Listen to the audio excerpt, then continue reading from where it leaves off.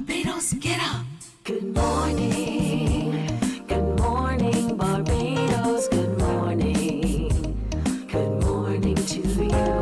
Good morning. Morning, morning, morning. Good morning to you. Good morning. Morning, Barbados. Good morning. Good morning to you. Good morning. Morning, Barbados. Good morning. Wake up, wake up, wake up. Morning to you. Good morning to you indeed. Good to have you in company with us on this Monday, March 4th. It's a beautiful day here in Barbados. And of course, over the weekend, we got lots of rain. Maybe that was just yesterday, because Saturday was the Sun Delaying Gold Cup, and we got no rain. It was a beautiful day. What a race it was. So there were lots of people, including my first guest this morning, who came here to Barbados to be a part of all the pomp and ceremony.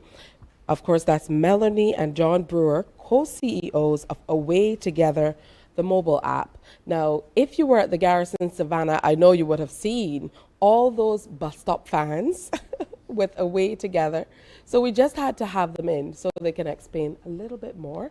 Maybe you've heard about it before, but now is the time. So good morning. Welcome. Good morning. Thank you so much, Tisha, for having us on. Thanks for getting up so early to see us, especially here live at the Standard Showroom in Wildey. Love yes? So you had a good Gold Cup, yes? Oh, it was fantastic. And at Away Together, we're really about bringing the social, the historical, the cultural experiences directly to the traveler.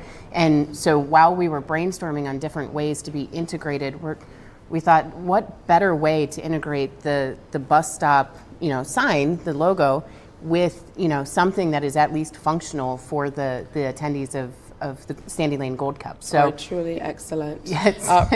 For you, John, let's start at the beginning. How did you come up with this app? I find the story quite intriguing. Well, thank you for asking. A few years ago, Melanie and I, we're obviously married, we're on vacation, and a rainstorm had come through the island, and we simply had a conversation. It's kind of remarkable that there's no way for us to simply message or communicate with the fellow people that we meet along the way to say something as simple as, who wants to play cards in the lobby until the rain stops? So as we started to progress, we realized that there's really nothing in the market that allows for that safe and secure guest communication, specific to a location or an event that allows for that. So, in the example of the Gold Cup, it would be perfectly acceptable for two people to become fast friends while they're, attending the event, but it would be odd for somebody to have to exchange personal information such as WhatsApp numbers or email or social media handles in order to simply say, hey, who wants to share a taxi after the event? Absolutely. And what a story it was. Obviously, you had to have the know-how behind it to be able to go the next step and get the app out. So what was that process like? So we spent a year trying to teach ourselves how to code, Tisha, and then we said there's a reason why people get paid to do this. So we interviewed a whole bunch of tech companies, finally secured the one that we felt the most comfortable with, and then thank God for the wonderful hospitable people of Barbados, because they were willing to test it out and give us feedback, and that's why we've kind of planted our feet, if you will, here, because it's such a rich area of not only the traditional tourism stuff, right, the excursion companies and all of those, but it's also that really vibrant cultural lifestyle of, if you want to taste the food and you want to experience different options, there's something truly for every traveler. So talk to me about what you've been able to do with the app since you launched it. Well, we've been in communication with several of the hoteliers, several of the event hosts. We've been in the commercial market for about a little over a year and a half right now, and we're on version 5, which we're constantly working to improve upon the feedback that we've gotten. So we've landed in a few different locations, and not just in Barbados, but certainly the focus has been been here. So it's been very well received, and we try to listen to the feedback that we're given as far as what improvements need to be made. So the most recent one was a language translation component. So you can send out a message to your guests. The beach barbecue had to be moved because of nesting sea turtles. You can send that out in English, and it can be received in French or Spanish or German or whatever your native tongue is. Truly excellent. Now, I know we've talked about this numerous hours on the telephone line. That's where technology has taken us. Right. So to have you here now is wonderful, to have you explain to the viewers exactly how it functions. So that's one aspect of it. But let's talk about the full functionality of the Away Together app. Absolutely. So it's applicable for both host to guest communication, and that host to guest can either be an event, i.e. Sandy Lane Gold Cup, or the World Cup, or crop over, anything, right? But it also can be specific to hotel to guest. So when a guest gets to their accommodation or their host, they scan a QR code through the app, and then they're immediately tied in this safe, secure environment specific to that location. So it's then white labeled. So you would see for example, on Saturday, you would see a map of the vendors at the Gold Cup. You would see the options, the times of the races, the ability for the host to actually just broadcast to everybody there if there's a change in the schedule, right? There's a delay, or the parade is 15 minutes behind just because somebody can't make it, whatever. And then the other benefit, if you will, is the ability for the communication component. So guests can then, to John's point, can say, hey, I forgot my sunscreen, anybody in the crowd said I can borrow it. Or I have a 15-year-old, anybody out there with kids going stir crazy, why don't they walk around? So the ability for that increased communication, because at the end of the day, people understand when stuff happens, pool closure, nesting sea turtles and things need to be moved. All people want to do though is be notified before that thing happens. And that's kind of where you started. Right. And that's why we are here today. So what has the response been like overall? I know you said you've kind of gone to other places, but I also took note of the fact that you were kind of, more or less stationed here in Barbados. So talk to me about what the response has been like to the app. Sure, the response has been phenomenal, and one of the many reasons that we, have focused so much on Barbados is a lot of the hoteliers in the local, market also have hotels, in St. Lucia, in Aruba, in, name your location. So we've been able to kind of springboard off of that as far as the ability to kind of spiderweb, if you will, into various markets throughout the region. All right, that's beautiful. And where do you hope it goes? I know that at some point in time you were in, on stream to get a bunch of people on board. You were kind of moving away from just hotels and looking to get vendors on board and restaurants and things of that nature. Absolutely, and we're working in all of those different atmospheres or environments, if you will. So our main focus is still on hotels and larger scale events.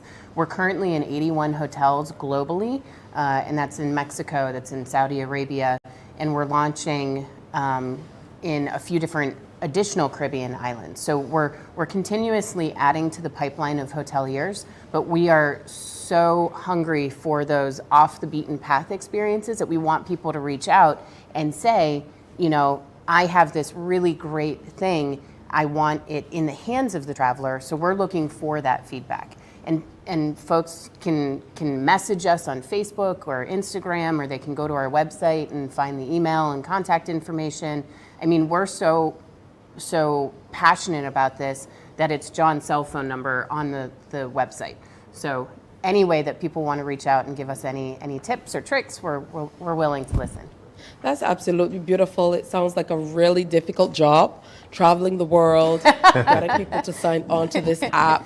I wish you all the best. If for some reason you need assistance, you know where to call. You got it. You got it. But I love it. And of course, it's all in the name, Away Together. So let us know where we can find you and how maybe vendors who might want to sign on, can find the app and get in on all the action. Happy to hear that you're now transmitting in different languages as well. Absolutely. So our website is myawaytogether.com, and very similar, our handles on Facebook and Instagram are the same, myawaytogether.com. All right, beautiful. Final words from you, sir. I just want to say, how much I thank you for having us on today, how much we thank the people of Barbados for being so gracious and open arms across the board. We had a wonderful time at the Gold Cup.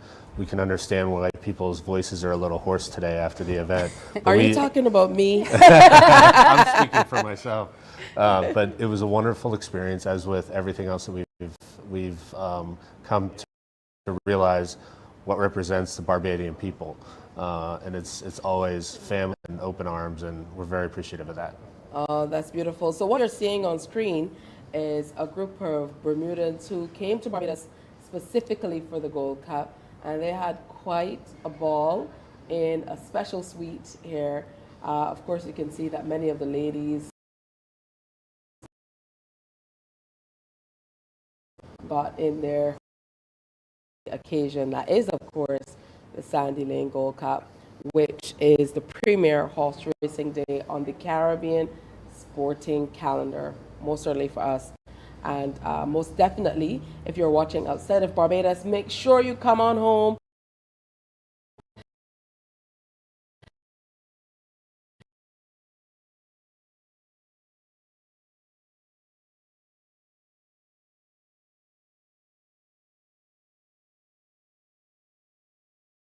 To check it out in 20. That, of course, is Melanie Brewer and John Brewer, CEO and COO. I said joint CEOs before. CEO and COO of Away Together, the mobile app. So investigate it. And I would imagine no matter how small your business is, as long as you're in the industry, it's a good idea to check it out and see how you can engage and interact and get some people in there. Hey, we're going to take a break here on Morning Barbados as the sun comes up here in Wildey. I know we had some rain, but it doesn't look like it's going to affect us a great deal this morning. So stick around. We have lots more to share with you. Morning, morning, morning. Good morning. Good morning to you. Morning, morning, morning.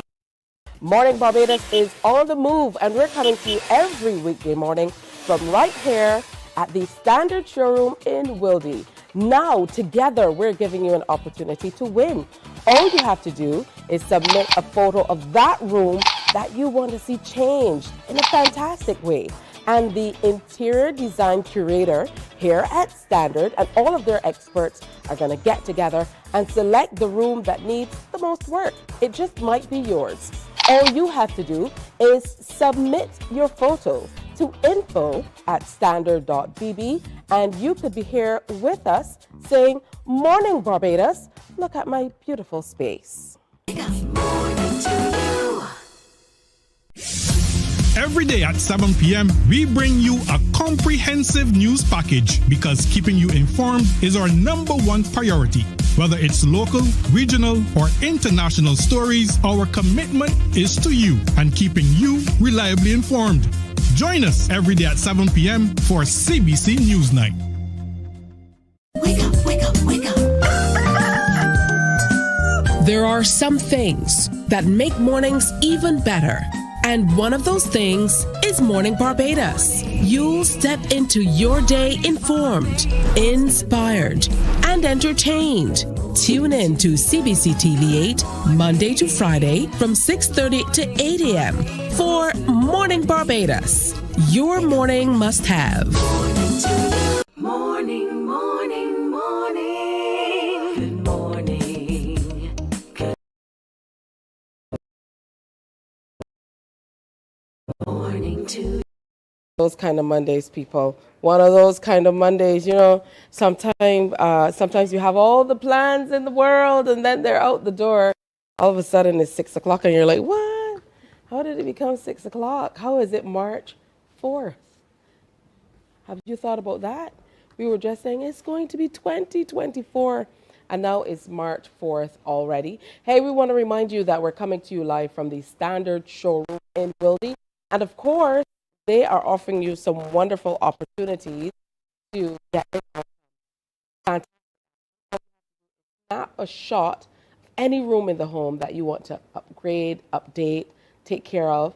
And their interior curator here, you can win an opportunity to sit with her and get some great advice. And also you get some discounts on some much needed accessories and if you need any appliances or furniture. Apologize, the voice is halfway gone, but it's been a long weekend, so I'm sure that you will bear with me for today. We want to tell you now about the Obesity Symposium that's coming up, and joining us is Dr. Rhonda McIntyre and Dr. Rashida Daisley. Good to have both of you with us. Good morning. Thank you for having us. Yeah. Good morning.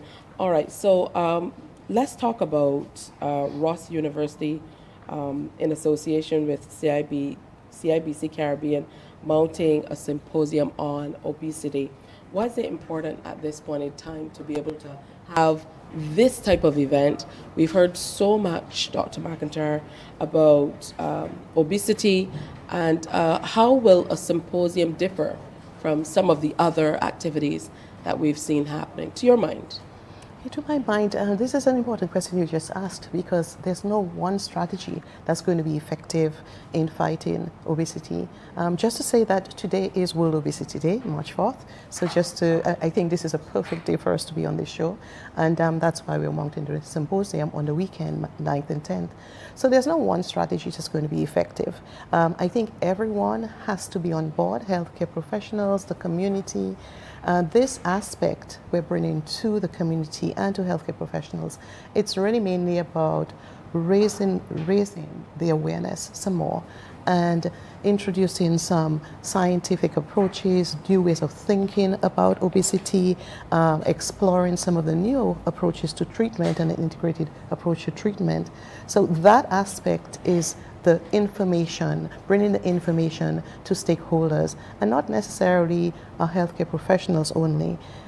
This is about the community, and we actually have a program in store for everyone, including community members, with a public lecture as part of the event. Dr. Daisley, I would imagine that you guys work with this on a daily basis. What are some of the basic things that we're not getting through to people on? So I think one of the main things that we want to bring through is understanding obesity as a disease. I think oftentimes when we think of obesity, we think of the ownership only on the patient itself. But understanding it as a disease opens persons up to many different innovative treatments, as Dr. McIntyre would have mentioned. So I think that's important. That's very, very interesting. And I'm doubling back to the symposium. What structure will it take? So it's going to take it's a 2-day symposium. It's on the weekend, Saturday and Sunday. We wanted to make sure that all participants have the time to attend the conference, and everyone's busy in the week. Day 1 will focus primarily on several innovative, thought-provoking type of presentations that are mainly geared at information sharing. So we're talking about just rethinking of the diagnosis, how we diagnose obesity, looking at weight stigma, making the case for obesity as a disease. And I know Dr. Daisley mentioned it, but it's actually important for everyone to start thinking, this is not, I have hypertension and I happen to be obese. I have obesity as a disease, because if we do not recognize that, we're not going to treat it adequately. And then day 2 will move over from the newer approaches and just other aspects of obesity to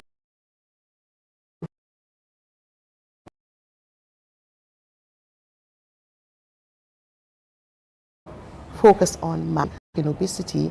And then we go into a public lecture, a high-level panel discussion by a number of experts, where not only healthcare providers, but the community can participate in that panel discussion and some exciting workshops. I'm sure Dr. Yes. Daisy would like to talk about that. All right, Yes. go right ahead. So sure, so as Dr. McIntyre mentioned, day 2 is really focused on developing skills for comprehensive obesity care. So that's actually the theme of day 2. In the morning time, we're a bit more focused to healthcare professionals. We have 4 very exciting workshops. The first of which is focused on pharmacotherapy. It will be conducted by Dr. Catherine Saunders, who's an obesity specialist. Then we have another workshop on developing weight-friendly medical practices. So when you go into a doctor's office, making sure that the language is cohesive to understanding obesity as a disease. We're also building the skills of the healthcare professionals in terms of developing meal plans so they can help patients, and also motivational interviewing to really help our patients on their journey to weight management. In the afternoon, as Dr. McIntyre would have mentioned, is focused on the public. So we start off with a public lecture by Sir Trevor Hassel, and he'll be talking about the social and commercial determinants of health. So really helping us to understand beyond just diet and lifestyle, what's really impacting these increased prevalence of obesity. Then we have some demonstrations to help persons to lead healthier lifestyles. So one demonstration is on effective eating by registered nutrition Victoria Cox. And then we have effective movement by a dance tutor, Miss Megan Michael. We also have a weight loss testimonial by a patient, Miss Renee Eiffel. She'll be talking about how she on her own was able to successfully gain a healthy weight. And we also have the expert panel that Dr. McIntyre mentioned, a very robust cadre of healthcare professionals. Again, we have Sir Trevor Hassel. We also have Dr. Arthur Phillips, who is a senior medical health officer in charge of NCDs. We also have a bariatric surgeon, Dr. Sally Griffith, a dietitian, and also a lifestyle medicine physician. Wow, that is quite the panel. Talk to us about how the average person can get involved. You said it's day 2 that's open to the public.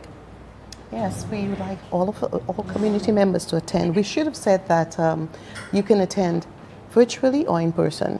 The virtual attendance is available to all community members, and there's no registration fee for virtual attendance. So for community members who would like to get involved, they can come in person. Anyone can come in person or attend virtually. We would suggest going to eventbrite.com, and if you go into eventbrite.com, you will find a link that's aligned with whichever category of participant you are. We also have some booths with some of our local commercial entities in the space of health and health, medication, and some other areas that support or in a space around obesity. And that would be interesting as well. So we have that group of community members. We are just looking forward to participants being there in person, because we believe that the workshops will be really high level and very beneficial to individuals in person, because the virtual attendance does not lend itself as well to benefiting from the workshops as much. Generally, what would be your message, being a part of this workshop? What would be your message to not only healthcare professionals? I know the message to them might be a little different. I was intrigued to hear that you're going to work on the type of language that we use, and I know a lot of that is driven by culture, by what we eat, how we feel about what bodies should look like. So it's a lot of work to change, how people feel, what they've grown up with culturally. And I think maybe that will be one of the major challenges, to get people to switch up how they eat, how they view even obesity.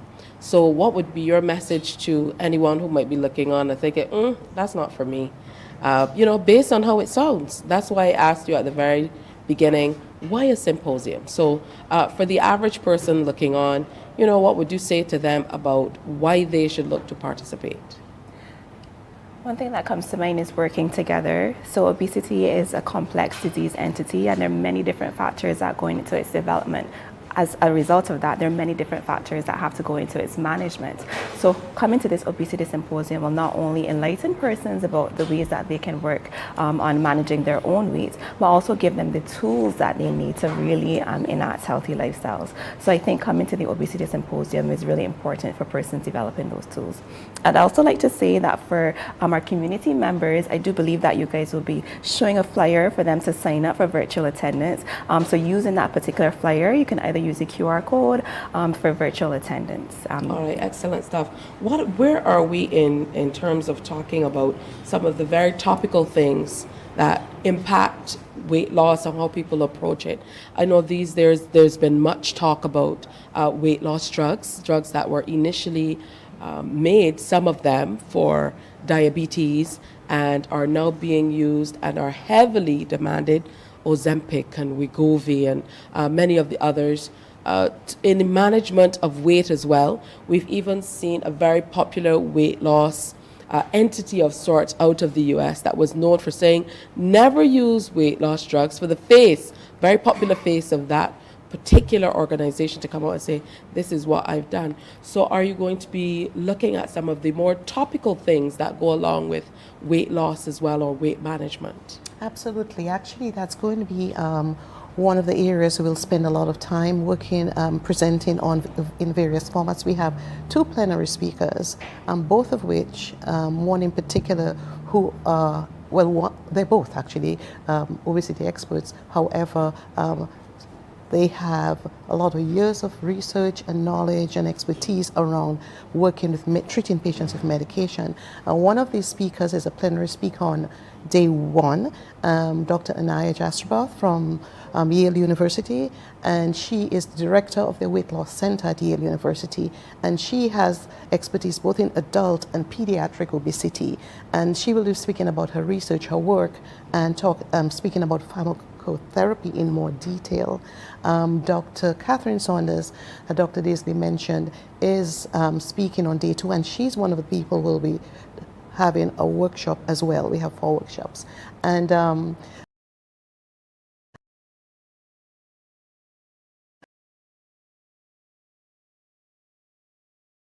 she has a lot of pharmacotherapy. So we have our speakers who are very knowledgeable in that field, and we would like to bring that expertise. We're not sort of pushing pharmacotherapy is the way to manage obesity. It's an integrated approach, and I think we can't say that enough. And I just wanted to sort of touch on something you mentioned regarding the average patient, thinking, well, what's in it for me? And we spoke about the workshops.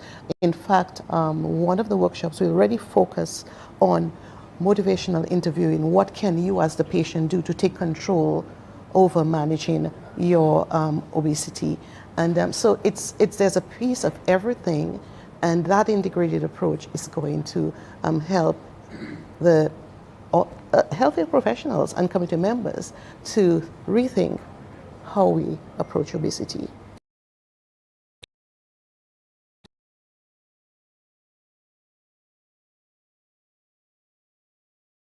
Absolutely, and the front of packaging labeling and all of the other ways that we're trying to get people involved in the fight or the journey. I think the journey might be a more apt term to use. You know, I think this truly will encompass all of that. So very, very interesting. Thus, Dr. Daisley, of when it is, where it is, and specifically how we can get involved. Sure. So the Obesity Symposium will be held on March 9th and 10th at the LESC complex. To get involved, for healthcare professionals, you can go to eventbrite.com. Just enter Obesity Symposium and you will see us come up there. For community members, you can sign up by contacting us directly, or you can use the QR code that should be on the screen right now to sign up for free virtual attendance for these community members. We hope to see you there. All right, a final word is yours, Dr. McIntyre. I just wanted to say that we at Ross University, a company along with our parent company at Atalem, are really happy to be involved with this initiative along with CIBC First Caribbean. And we're hoping that the work that we've put into this will reap benefits for the community in Barbados and the region. Absolutely. I know you do a lot of community clinics and you do a lot of work here in Barbados as well. So congratulations to you on that. Thank you on behalf of the Barbadian public. I know it's not all bad. There's some good things about being here too. So it's wonderful to have you with us this morning though. And it's great to be able to participate in this way, because a lot of the times conversations happen and we don't necessarily involve the general public, the people who need to be involved in the conversations. I hope that coming out of this conversation, you can come back, or these conversations, I'm sure there will be some type of compilation, some document that comes out of it. I certainly hope that you can come and share with us all of the great ideas so that we can in turn share that with our publics. Yes? Thank you so Well, much. thank you so much, Doctors Rhonda McIntyre and Dr. Rashida Daisley, sharing with us about an upcoming obesity symposium and letting you know how you can be a part of it.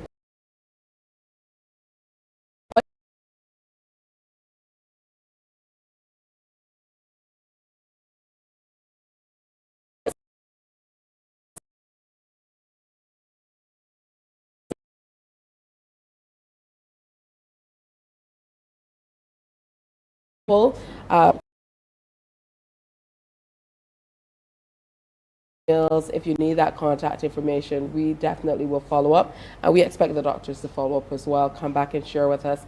We'll be there too to bring that to you. So thanks again. Thank you. Thank you for having us. Wonderful. It's time for another break. The sun is coming up. It's looking nice and bright outside. So do stick around. You know that sun comes from that direction in a big way in just a moment. Make sure you're here for it. Morning, morning, morning. Good morning. Good morning to you.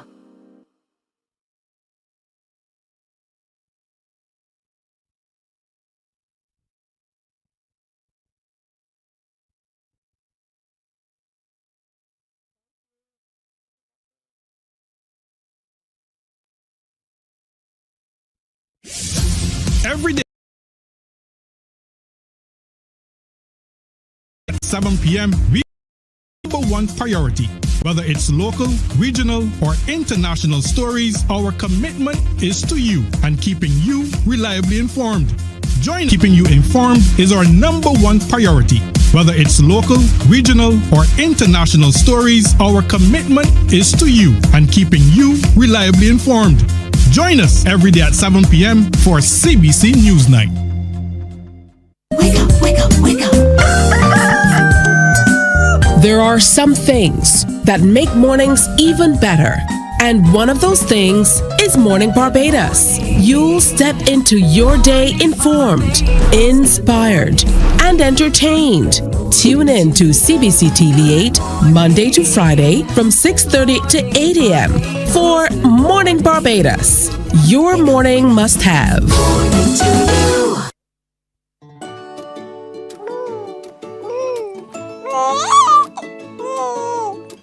I'm Anne St. John, a consultant pediatrician.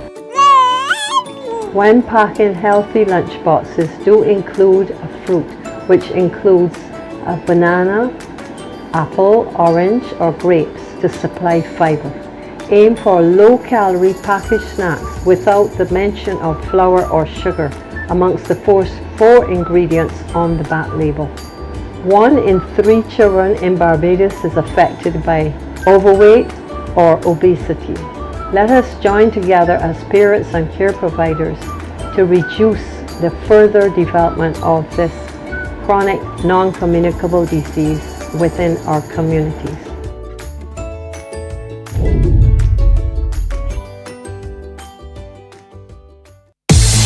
Coming soon to this station, live coverage of the Barbados Secondary Schools Athletics Championships 2024 from March 20th to 22nd.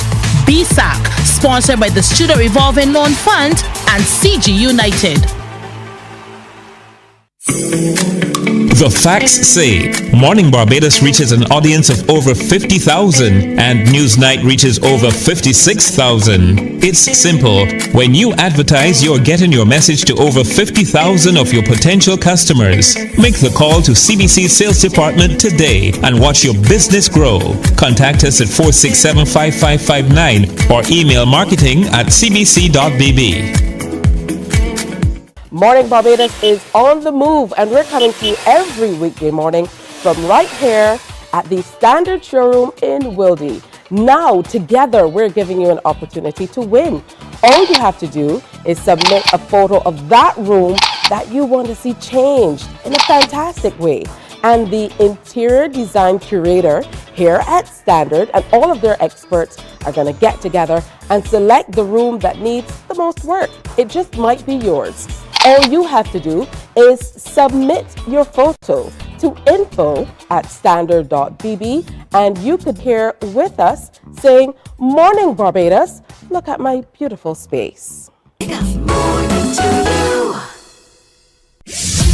Every day at 7 p.m., we bring you a comprehensive news package because keeping you informed is our number one priority. Whether it's local, regional, or international stories, our commitment is to you and keeping you reliably informed. Join us every day at 7 p.m. for CBC Newsnight. Morning, morning, morning. Good morning. Good morning to you. Good morning to you. Indeed, we thought we had to come to the table to talk to the lawyers, so let's go ahead and say good morning to some good friends celebrating UWI Faculty of Law Week with us. Here is Dr. Antonius Hippolyte, Dean of the Faculty of Law. Welcome, good to have you with us. Hey, good morning. Also joining us is Dr. Erskine Burke, Deputy Dean, Academic and Student Affairs. Good morning.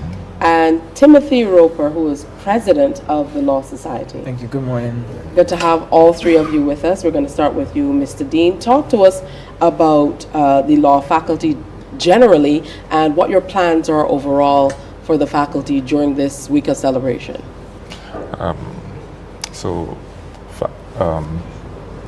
During this week of celebrations, the intention is to sort of market to prospective applicants of the law faculty what the faculty has to offer in terms of our LLB program. We're the only undergrad program offered in the law faculty is the LLB, as you'd be aware. In addition to that, we offer our postgrad program. So we have several postgraduate programs, including 4 new postgraduate programs which were approved in the last academic year. So the intention is to highlight to prospective applicants what they can expect should they join the law faculty. We have a host of activities planned for this week. The intention is to, we have a host of activities planned for this week. The intention is to host this discussion this morning with Good Morning Barbados. In addition to that, we have on Wednesday, I believe, we have a taster lecture, a few other activities. On Thursday, my colleague, Dr. Matthews, will be here. She's the Deputy Dean for Postgraduate Studies and Research, and she'll be discussing our postgraduate program. So if you don't hear us speak a lot about the LLM program and PhD MPhil, that's because my colleague, Dr. Janelle Matthews, will be here on Thursday. All right, well, that's excellent stuff. Just Dr. Burke, talk to me generally about what studying is like on campus. I know that you have responsibility for academic and student affairs. So let's talk a little bit about campus life. I know that is as much a part of students' experience as their academic side of things. Very much so. Our students do 31 courses throughout the entirety of their degree, but it is an experience to be at the Faculty of Law. As you will hear shortly from the Law Society's president, he will speak about the activities that the Law Society tends to be engaged in. But I just wanted to say a word about the nature of the courses that we do. Our courses meet any international standard. So we have the basic courses, constitutional law, criminal law, contract law, etc. But then when a student comes to the 3rd year of the course, where that student is able to take optional subjects, that student has a whole gamut of courses. You have employment law, company law, corporate insolvency, law of trust, family law. We even have a course called International Mooting, where the students they engage in different competitions across the world and so on. And yes, very well at that. Yes, very, very popular course. But we also have some other corporate courses to corporate management, corporate finance. These days we even have gas and energy law, etc. We have environmental law, alternative dispute resolution, lots of courses that students can actually participate in. So it's a great faculty and a great place to be. That's truly interesting. When we thought about what was happening across the Caribbean, a few years ago, the first diversification wasn't one of those things that we kind of pushed, as in, not diversification, specialization rather. Yeah. So, we thought about legal matters or law, in terms of, you know, just being kind of like a general practitioner. These days you can get into oil and gas. Who knows? Maybe I might want to do that with all that's happening all across the Caribbean region. We'd be happy to welcome you. So to you, Timothy, let's hear about you, Mr. President, because it's no easy feat. I know firsthand to get elected as president of the Law Society. You must be pretty popular on campus. Perhaps, I guess. I try my best to relate to students as best as possible. Being the president of the Law Society has been a very thought-provoking but also a humbling experience, because of course you have to be a student but also try to voice students' concerns and listen to what they have to say. I would say, as Dr. Burke was saying, campus life is so amazing. I think what makes K-Ville so special is the fact that we have a diverse set of students. So if you were to, let's say, be going to Mona, a lot of the students there will be from Jamaica. At the UWI Mona campus, or at the UWI St. Augustine campus in Trinidad, majority of the students will be from Trinidad and Tobago.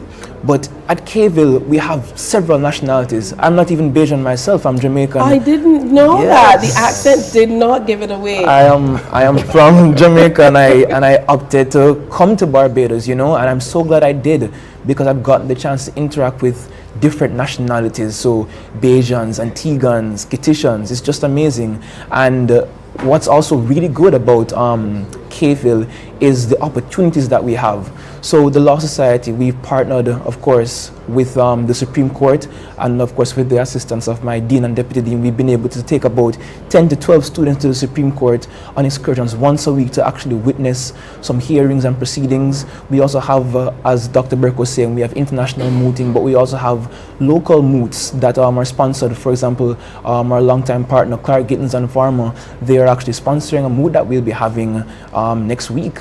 And it gives the students the opportunity to actually become engaged in actually, you know, instead of focusing solely on the theory, but we're focusing more on the practical aspect of being a law student. Closing off, I would say that we have a lot of engaging and thought-provoking activities, fundraising activities, games, and of course we also want to develop the professional mindset of our students. So we had a recent legal professional development seminar, which I would have collaborated with our deputy dean and our dean for. It went amazingly. We were able to bring in different lawyers who specialize in different areas, speak to our students, and I'm really glad that took place. And now we know why you chose the profession. It was a really great choice, Dr. Hippolyte.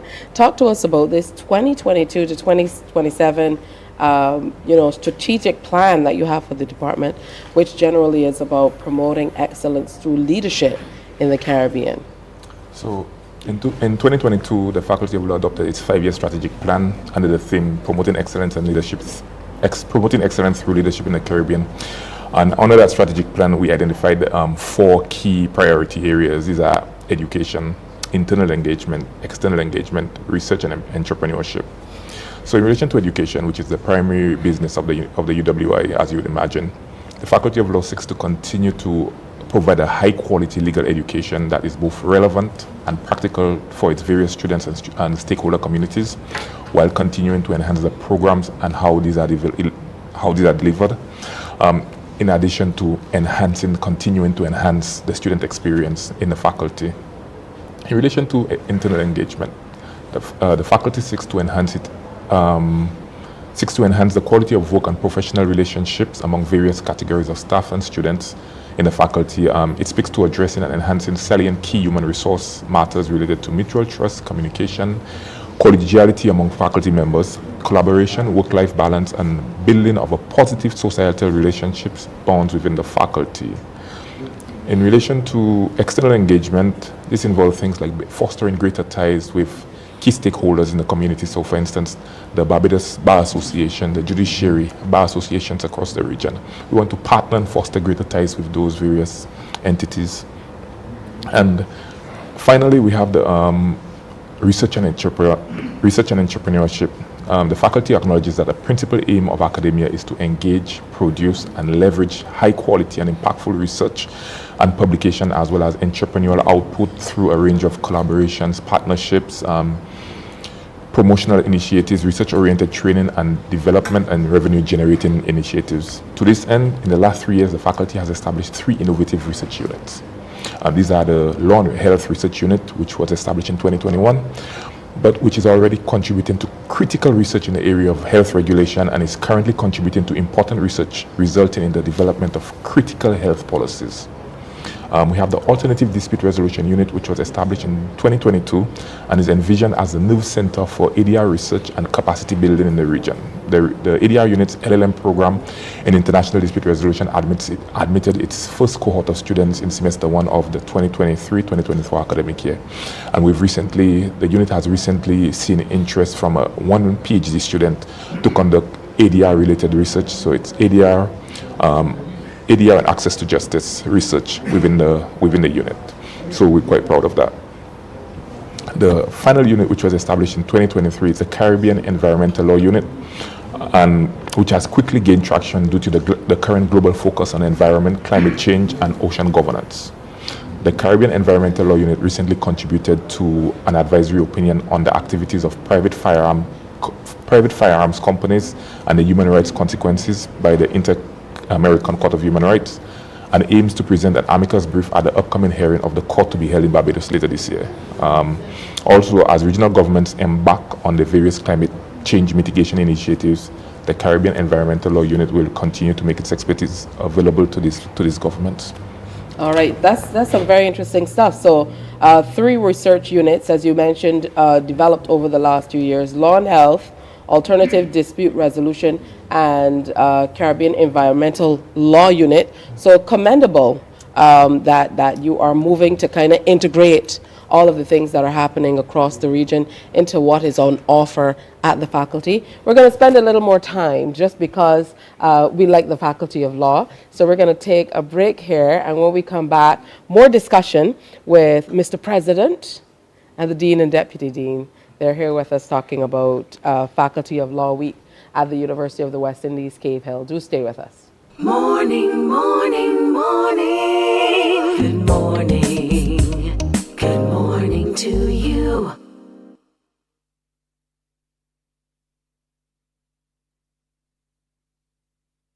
Morning Barbados is on the move, and we're coming to you every weekday morning from right here at the Standard Showroom in Wildey. Now, together, we're giving you an opportunity to win.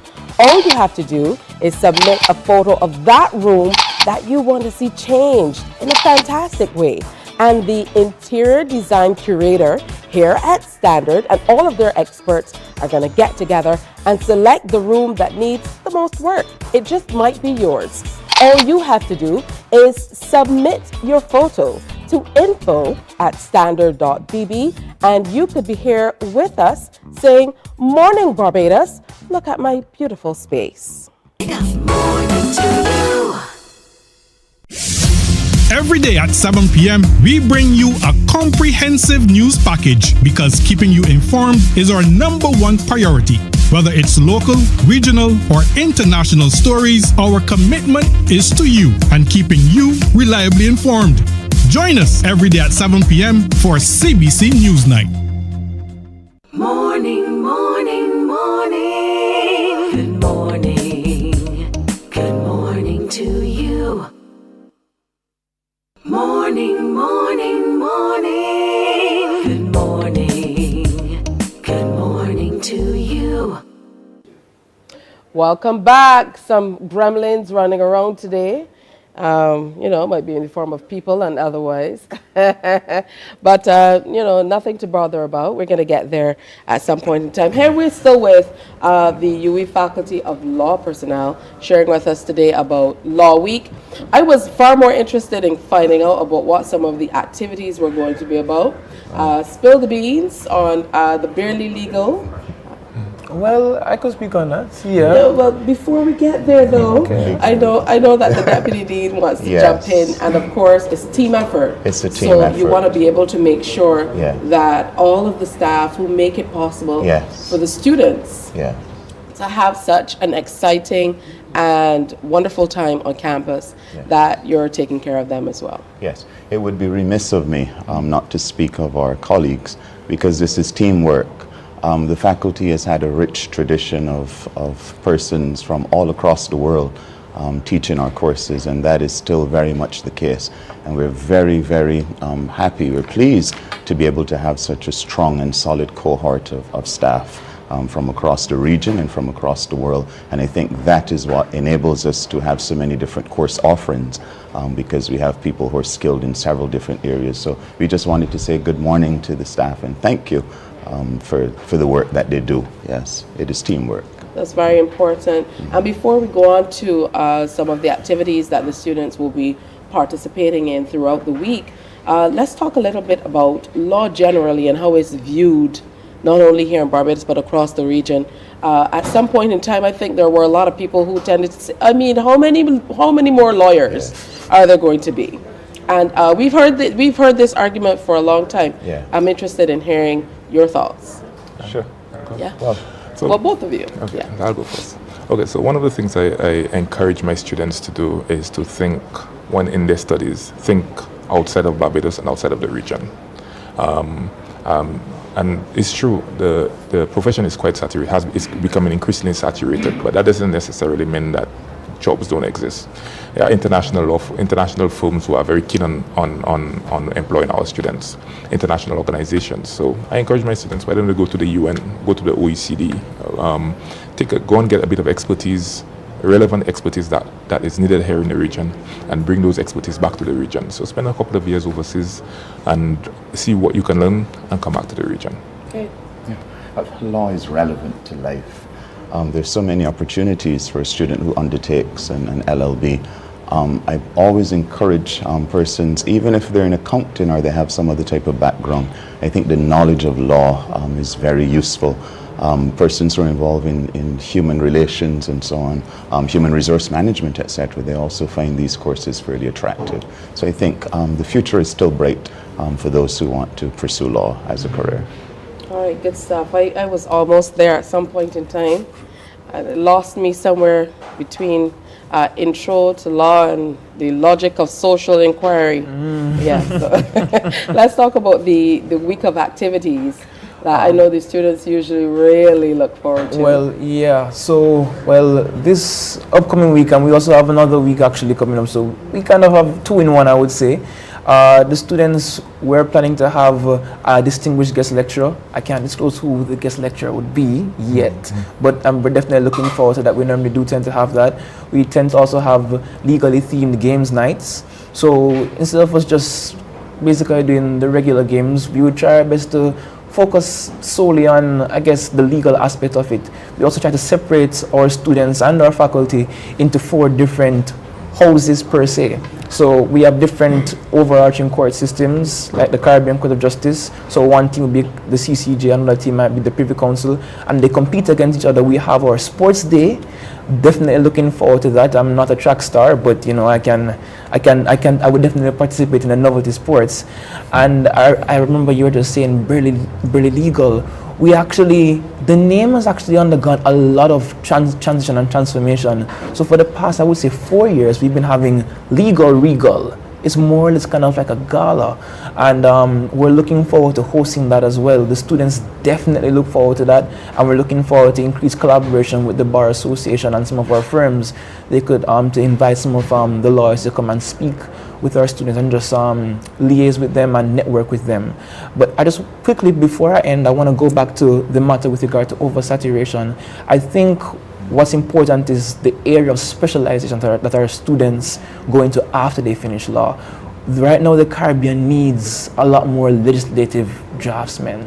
Right now, we have different areas of law, like sports law, that and persons specifically who do research. So even though we have a saturation, as long as we choose the proper area that we want to specialize in, I think the sky's the limit. And we'll never grow tired of seeing lawyers.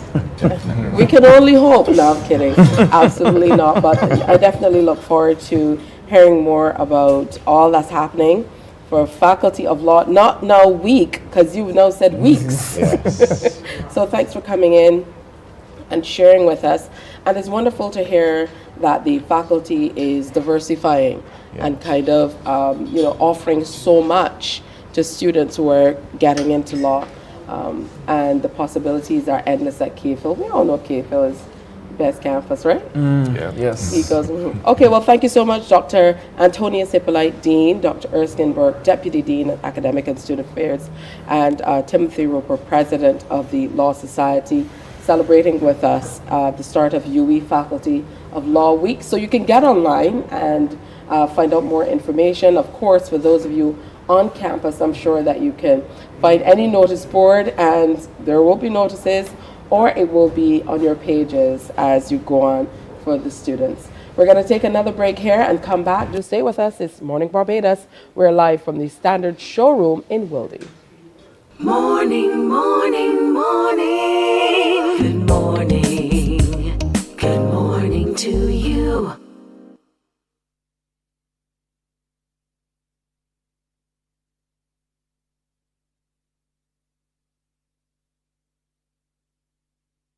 Wake up, wake up, wake up. There are some things that make mornings even better. And one of those things is Morning Barbados. You'll step into your day informed, inspired, and entertained. Tune in to CBC TV 8 Monday to Friday from 6:30 to 8 a.m. for Morning Barbados. Your morning must have. Morning to you.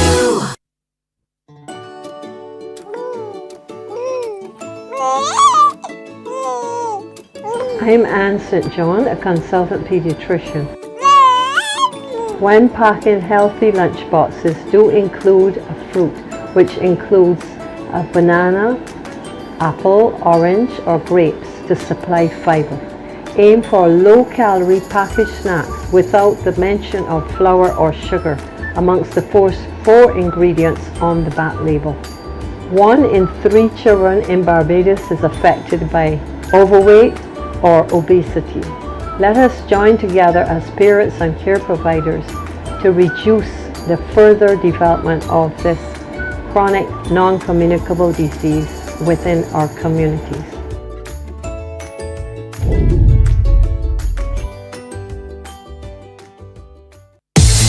Coming soon to this station, live coverage of the Barbados Secondary Schools Athletics Championships 2024 from March 20th to 22nd.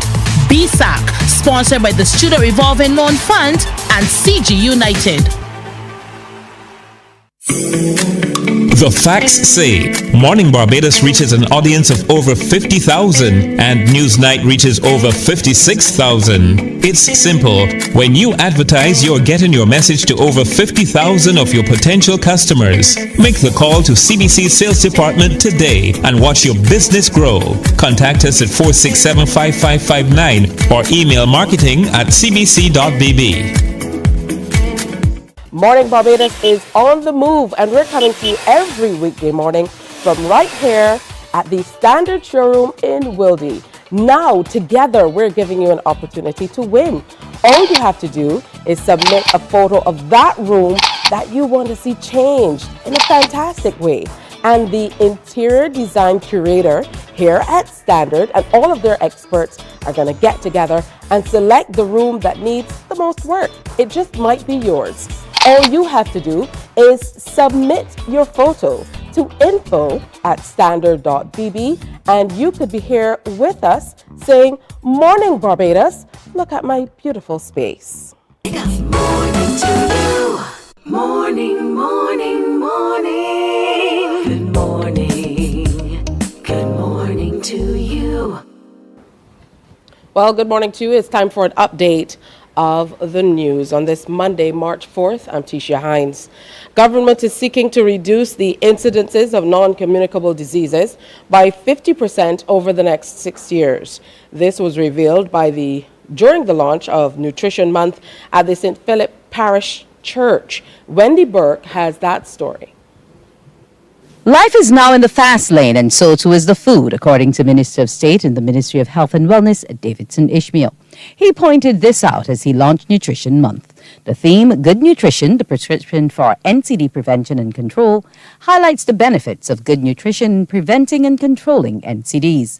Minister Ishmael says one of government's stated goals is to reduce the incidence of NCDs by 50% by 2030. Whilst you may be wondering just how we, all of us combined, will realize such an ambitious target, I assure you that it is very much possible and will largely be achieved through multiple actions and initiatives. He said gone are the days where the food consumed was a potent prescription for overall health. Barbadians traditionally walked to school and to work, and by the way, the work done was largely labor intensive. What's more, our children played robustly, and home-cooked meals were the order of the day, no pun intended. I am sure you would agree that these days have long passed. Walking has now been replaced by bus and car rides. And for children, much of the playtime has been replaced by time spent sitting before various sized screens. Minister Ishmael shared statistics on the economic and social burden of the NCDs. The 2016 annual report for non-communicable diseases of the Barbados National Registry noted that almost 75% of acute patients with heart disease also have hypertension, and furthermore, that almost 45% of them are obese. It has been estimated that by the year 2030, 6 short years from where we are today, 86.3% of all deaths in Barbados will be caused by NCDs. Rector Reverend Canon Trevor O'Neill said in terms of healthy lifestyles, rest is critical. You can't keep going. And you know a lot of people go all the time. They don't rest. They get tired. They're stressed. They worry about deadlines and projects and getting things done.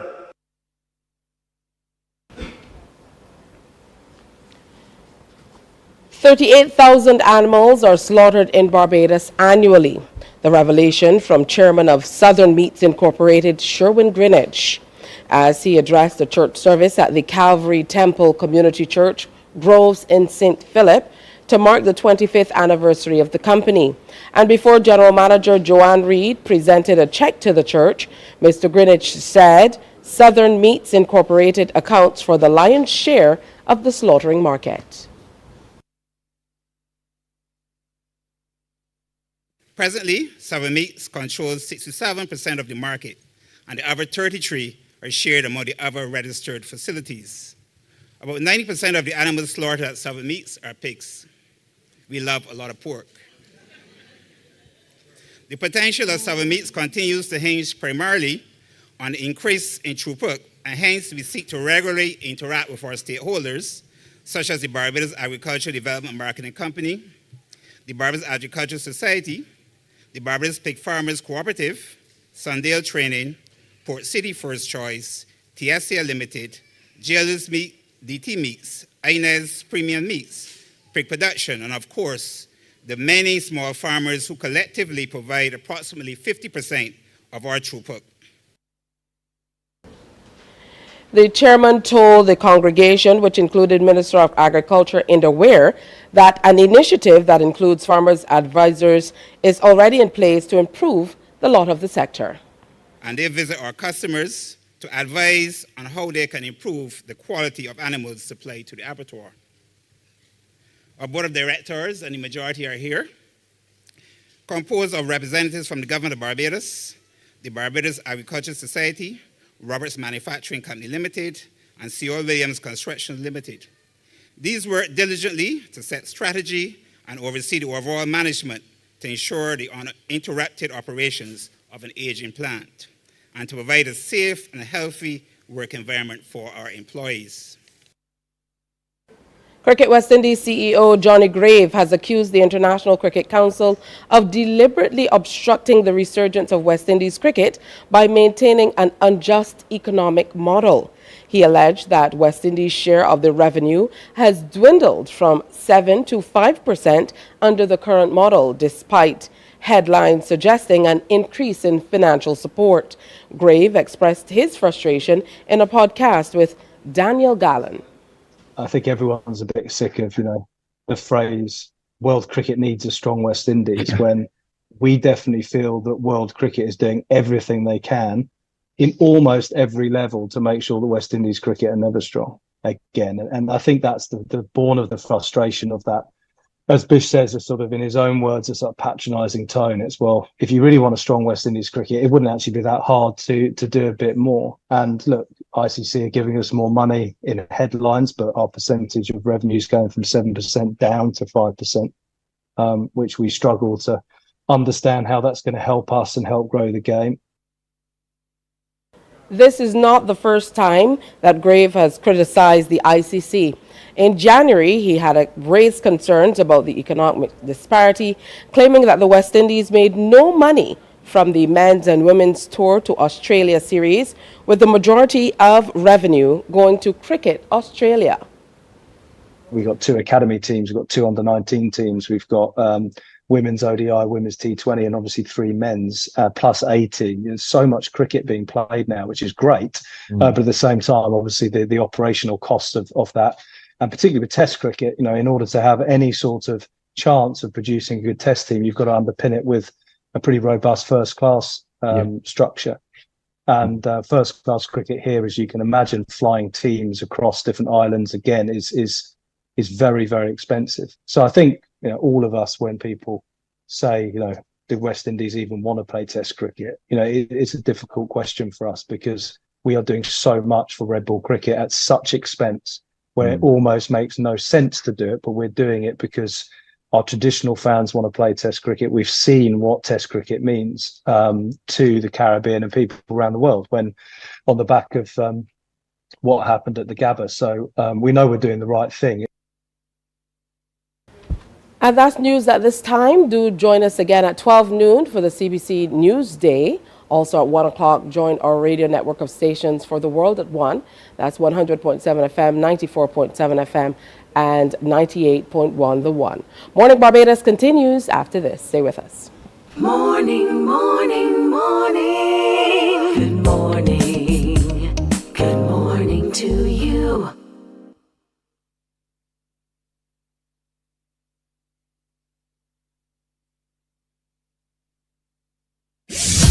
Every day at 7 p.m., we bring you a comprehensive news package, because keeping you informed is our #1 priority.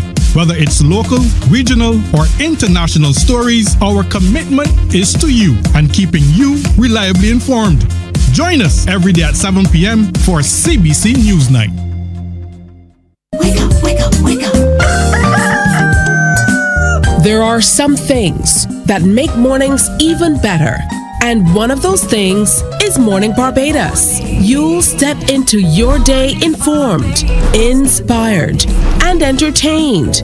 Tune in to CBC TV8 Monday to Friday from 6:30 to 8 a.m. for Morning Barbados. Your morning must have. Morning to you.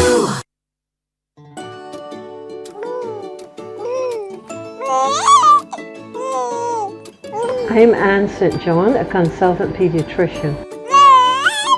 When packing healthy lunch boxes, do include a fruit, which includes a banana, apple, orange, or grapes to supply fiber. Aim for low-calorie packaged snacks without the mention of flour or sugar amongst the four ingredients on the back label. 1 in 3 children in Barbados is affected by overweight or obesity. Let us join together as parents and care providers to reduce the further development of this chronic non-communicable disease within our communities.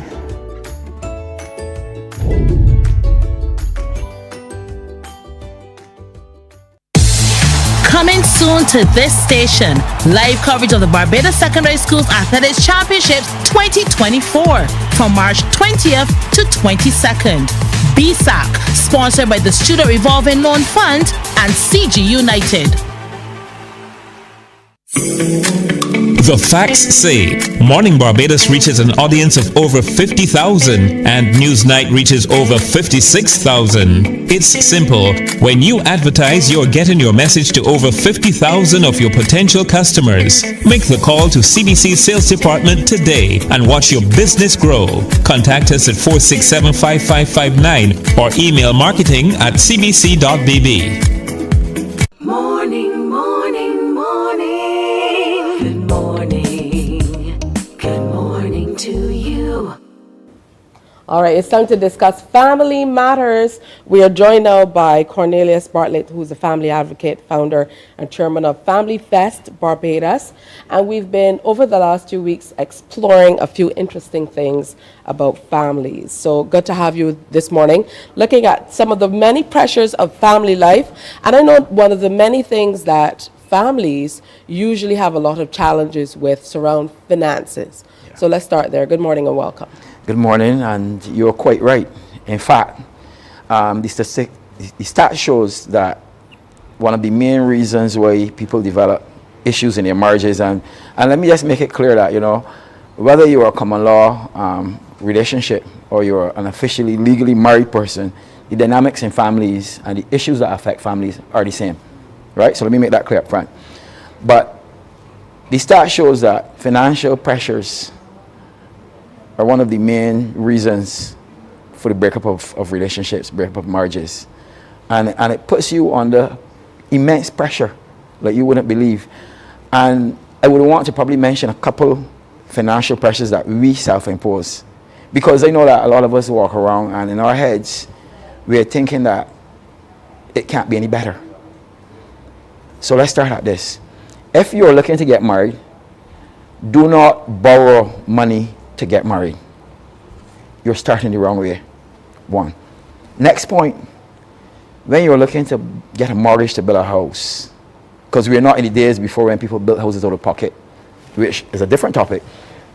Do not try to show off by building the biggest house or lending to the bank to get the biggest mortgage you can get, because that extra $1,000 that you're paying on a mortgage for a $1 million house is going to put you under pressure. You see, the problem with us as human beings in terms of our family life in general, is that we live in the moment. And a lot of times we're appeasing the inner self-esteem without realizing it. So avoid borrowing money to get married, avoid the massive mortgages, and I can go on. Avoid buying food every day, and we can go on and on. So how do you get married then? Because the average person, especially younger couples, don't necessarily have that money set aside. I know this now would be a good excuse for the guys saving up for that wedding that never comes. So what advice then would you give to young couples who want to make that next step about not necessarily borrowing? Because I've heard this before. You know, to be able to get married. Yeah, you see, I'm gonna say something here that is gonna challenge the mindset of many people. All right. Where in history of mankind is it written in some Bible or something that you must spend all of this money to get married? What is marriage about? Is marriage about the amount of showing off you will do by inviting 300 people to sit down and eat and drink $100,000 in a venue? I mean, it's crazy. And this brings into question our value system. You'll be amazed to know, I know a lot of people probably stoops in now hearing me say this, the amount of garbage, and I like to be very graphic in my language, so excuse me if I offend anyone, the amount of garbage that we walk around believing individually as men and women. The amount of garbage we believe about what is required to get married. So we have to have this big elaborate show-off thing. The size of the house that we need to have, the kind of car we need to drive. Where do those value systems come from? Yeah. I keep, and everybody who knows me, I'm like a stuck record. We import a lot of garbage into these eye gates and ear gates, and that garbage determines the amount of money we want to spend to get married, the kind of house we think we need to build, the kind of places we need to go in order to be seen. And so your answer is scale back. Your answer is live within your means. That's it. Your answer is do what you can. Correct. I wouldn't advise to go to the courts though to get married. You don't have to go to you don't have to go to the courts. You don't have to go to the courts to get married. You know, the older people, right? And I know a lot of people brush aside the old people.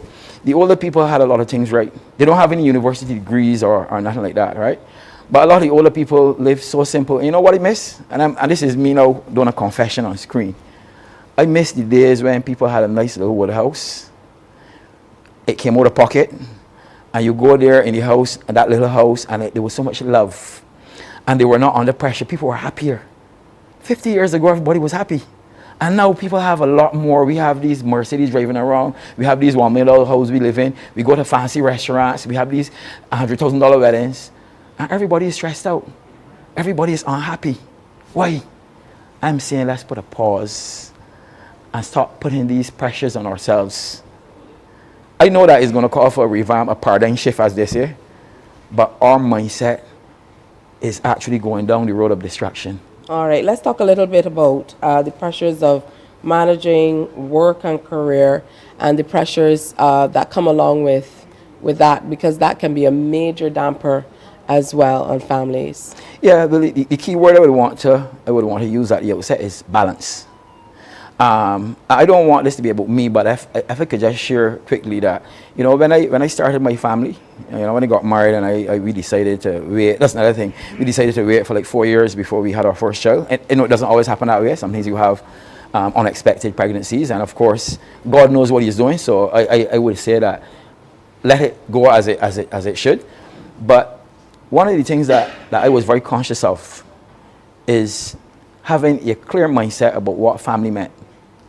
And having a clear mindset that I'm not going to work past a certain time on evenings, that when I go and pick up my son, at the time it was only just one, ended up with two, that I was going to leave work by a certain time and I was going to go and take him to the beach and build sandcastles and yada, yada, yada.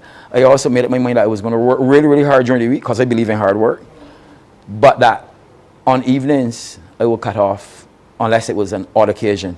On weekends I will also cut off. So the secret, Tisha, is balance. I don't think that we are mindful enough and we are conscious enough in terms of how we plan our lives and how we manage time. I believe, and I am not a psychiatrist, but I believe that there is a lot of turmoil inside of us internally in terms of trying to prove ourselves, trying to feed our self-esteem, trying to feed our traumas. And I believe that by and large, if we were to take a pause, and COVID was a good pause, and look at our internals and look at why we do what we do. I don't think the average person thought, why do I think I need to own a $1 million house? Why do I need to buy a car for $300,000? Why do I need to be seen at these events and so on every week? Why? And if we stop and we ask ourselves why, we would remove a lot of the pressures that we put ourselves under in terms of our family lives. A lot of marriages are breaking up that don't need to break up. A lot of people that are stressed out that don't need to be stressed out. The pressures are self-imposed. I would say, and I'm not, as I said, I study a lot in these areas, but I don't have a university degree in it. But I would say that I would go as far as saying 95% of our pressures are self-imposed in family life and in life in general. All right, what then about building out and maintaining your relationship? Because a lot of people get caught up, as life can happen, with, taking care of the children, looking after the finances, a lot of work, and they neglect their relationships. Very, very good point. I think it has to do with becoming mindful, because I can talk all I want here this morning with you, and persons who are hearing me, if you don't stop and take a pause and become mindful. So mindfulness is important. And what mindfulness does, it puts you into a zone of recognizing where you're going wrong and what could be better. It also puts you in a futuristic zone. So for example, if you sat down and realized that if I'm not relating to my partner and I'm just thinking about children all the time, I'm not finding time to go for walks on the beach, I'm not finding time to have picnics, I'm not finding time to go to dinner sometimes, and you neglect that partner, whether you're the man doing the neglecting or the woman doing the neglecting, whatever you feed grows and gets stronger, whatever you starve gets weaker. So if you are starving your relationship, then it is going to get weaker. And these things are logical, but unfortunately, Tisha, we don't very often live by logic, we live by feelings. So we kind of we are on a roller coaster of life, and the roller coaster is taking us places. We are not assuming control. I want to suggest to assume some control over your life. Stop. Become mindful. Become self-aware. Study your emotions. Understand the emotions of your spouse. Understand your children. There's so much resetting we need to do. And COVID was a good time to reset. But we really need to do some resetting and start to look a lot more at balancing life. And once we look at balancing life, you're going to find that edge is going to be removed and the pressure starts to go.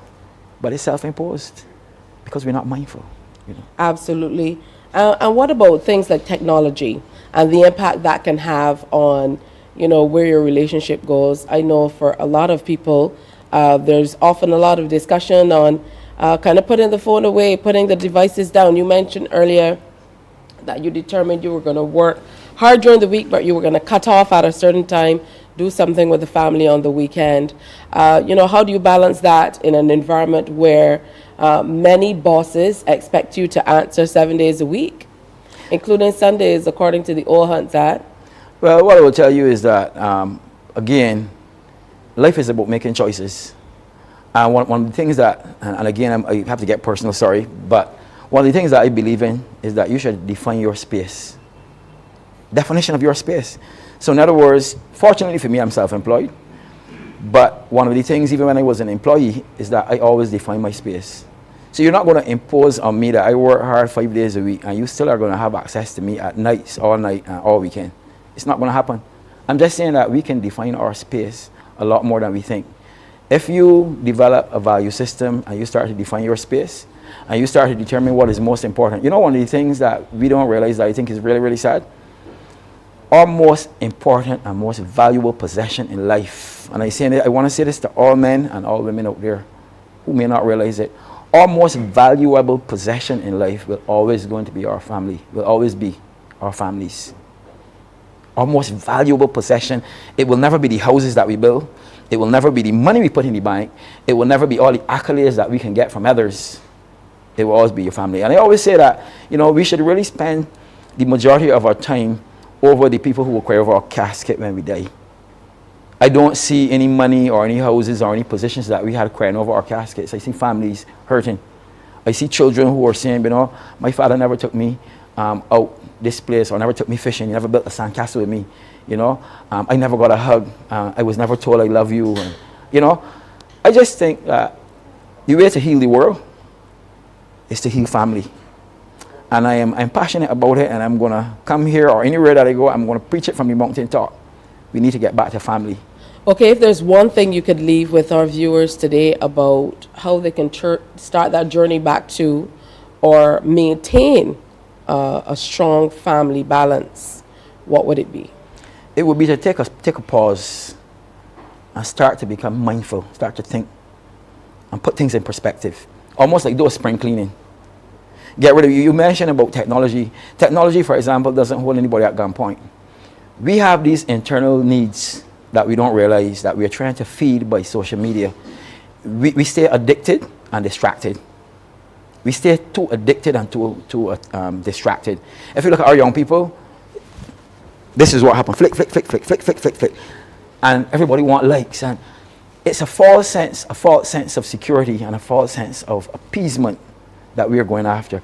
I would want to leave two things. One, stop and become mindful.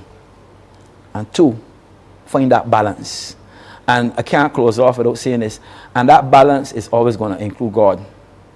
One of the things I tell people, even if I'm not trying to convert anybody to any religion, but the same way you go to fests, the same way you find time to go and watch football and cricket, which are all enjoyable things, find time every Sunday or Saturday or during the week to go into a church and watch what happens to your life within the matter of a couple of months. I would challenge anybody, do it for 3 months. Just commit to going to church, for example. Any church of your choice that preaches the word of God for 3 months and watch how your life changes. All right, I want to thank you, as always. Cornelius Bartlett is a family advocate and, of course, is founder and chairman of Family Fest Barbados.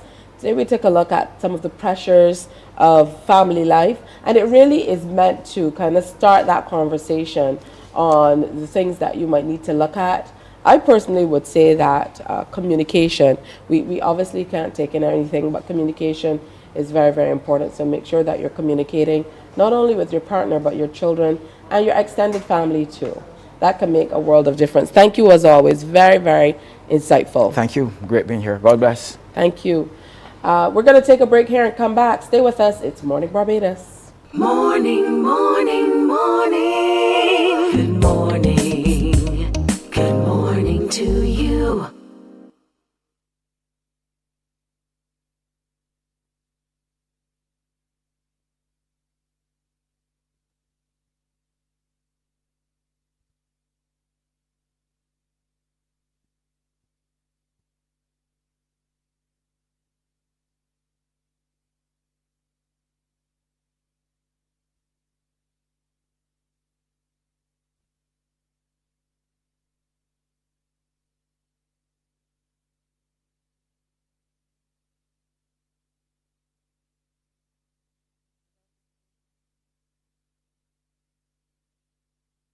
Morning Barbados is on the move, and we're coming to you every weekday morning from right here at the Standard Showroom in Wildey. Now, together, we're giving you an opportunity to win.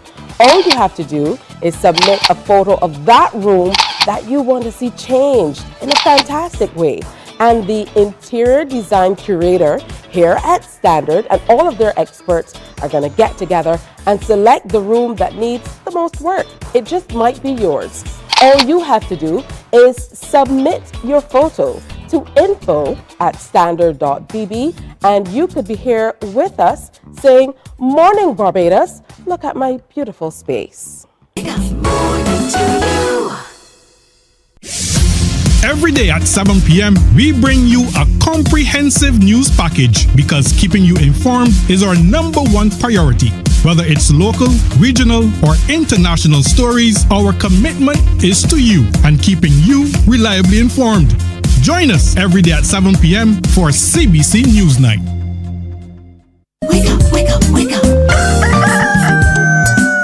There are some things that make mornings even better. And one of those things is Morning Barbados. You'll step into your day informed, inspired, and entertained. Tune in to CBC TV8 Monday to Friday from 6:30 to 8 a.m. for Morning Barbados. Your morning must have.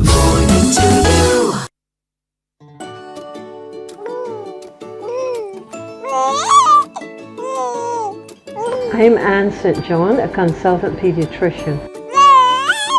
When packing healthy lunch boxes, do include a fruit, which includes a banana, apple, orange, or grapes to supply fiber. Aim for low-calorie packaged snacks without the mention of flour or sugar amongst the four ingredients on the back label. 1 in 3 children in Barbados is affected by overweight or obesity.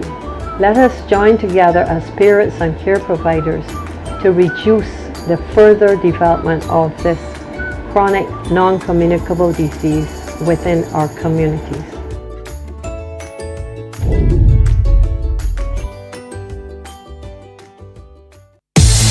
Coming soon to this station, live coverage of the Barbados Secondary Schools Athletics Championships 2024 from March 20th to 22nd. BSAC, sponsored by the Student Revolving Loan Fund and CG United. The facts say Morning Barbados reaches an audience of over 50,000 and Newsnight reaches over 56,000. It's simple. When you advertise, you're getting your message to over 50,000 of your potential customers. Make the call to CBC Sales Department today and watch your business grow. Contact us at 467-5559 or email marketing@cbc.bb. Morning Barbados is on the move, and we're coming to you every weekday morning from right here at the Standard Showroom in Wildey. Now, together, we're giving you an opportunity to win. All you have to do is submit a photo of that room that you want to see changed in a fantastic way. And the interior design curator here at Standard and all of their experts are going to get together and select the room that needs the most work. It just might be yours. All you have to do is submit your photo to info@standard.bb, and you could be here with us saying, "Morning Barbados, look at my beautiful space." Morning to you. Morning, morning, morning. Good morning. Good morning to you. Welcome back. Just about 24 minutes to go now before the 8 o'clock hour. I have to say a very special good morning to Kohen Mikhael Ben Levy, the spiritual leader of the Hebrew family of Guyana. Welcome and good morning to you. And also here is the Reverend Buddy Larrier, and he, of course, is a racism, health, and reparations spokesperson. All within his purview. And he is here to tell us about the inaugural stress management summit. So I'm going to start with you, Reverend Larrier. Talk to me. Welcome, first of all. Good to have both of you with us. Thank you very much. Talk to me about the summit and how it came about. Good morning to you and people of Barbados and the Caribbean in particular. Yes, the stress management inaugural summit came about because I've been at this now for 46 years. And my case, which is in the British High Court, is about to come to an end after 46 years. And I feel the time has come now for me to let the people of Barbados and the world understand the importance of mental health, well, health in general, racism, and reparation. So I have linked now with the Global Medical Group, a company in Barbados, and we together have decided to put this summit together. All right, so I'm going to depend on you to bring Cohen, Michael, Ben Levy in with us and kind of set the tone for the role he will play as a part of the summit. That's right. I've known my brother from 2002 when we had the conference here in Barbados, which was the follow-up to the Durban conference that took place in 2001 in Durban, South Africa. And at that conference in Durban, South Africa, it was agreed that slavery, colonialism, are crimes against humanity, and we need to be compensated for what has happened to us.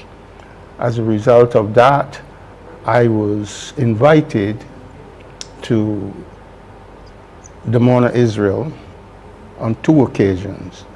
The leader of the Hebrew Israelites was the late Ben Amin Ben Israel. And it was through that conference in 2002, which I'm sure most Barbadians would remember, that I met my brother. And as a result of going to Israel as a guest of Ben Amin, he then put me in contact with my brother who is in Guyana. All right, so talk to me a little bit about your background. Yes, I'm an author of 4 books, Israelites and Jews, The Significant Difference, Final Resolution, The Separation of Truth and Lies in the Bible, and a book called Our Creator and His Guidelines to Divine Relationships. I also have a book, I'm a fluent speaker of Hebrew, so I teach Hebrew around the world, and that's my book, A Beginner's Hebrew Handbook, where you can put it, a CD in your radio, television, wherever, what have you, your devices, and learn Hebrew that way.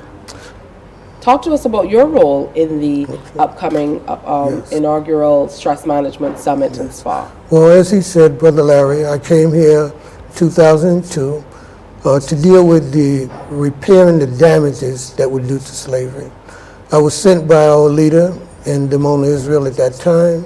I'm the head of the Hebrew family of Guyana, and my portfolio is a jurisdiction in the Caribbean, although Guyana's in South America, to deal with the issues of repairing the damages to our people.